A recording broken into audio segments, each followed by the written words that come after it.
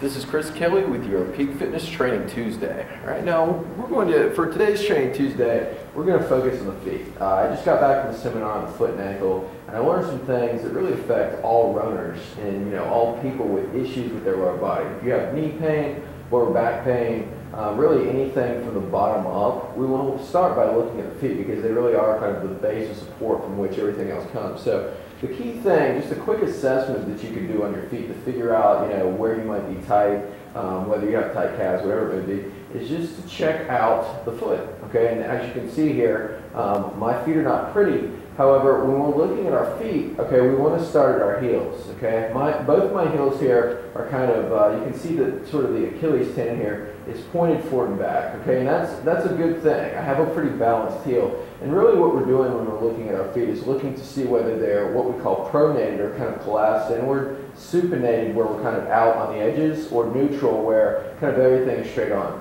If my foot were pronated, one thing that we would see is sort of a kind of a shifting inward of my inner arch. Okay, so I wouldn't have an arch at all. It would kind of look like my feet are collapsing in, and the back, or what we call the rear foot, kind of the heels are kind of splaying out to the side.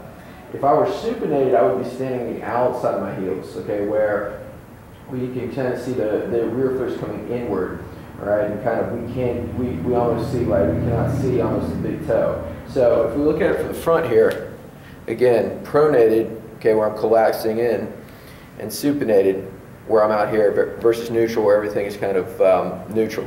And this is important because what happens is we get, with a pronated foot, we kind of get the knees rotate inward, the hip rotates inward, and we start to get a lot of jarring on the knees and that kind of thing. For those that are supinated or stand on the outside of their feet, we get a lot of things called compression fractures where, we're landing here instead of the foot kind of collapsing in and acting as a shock absorber.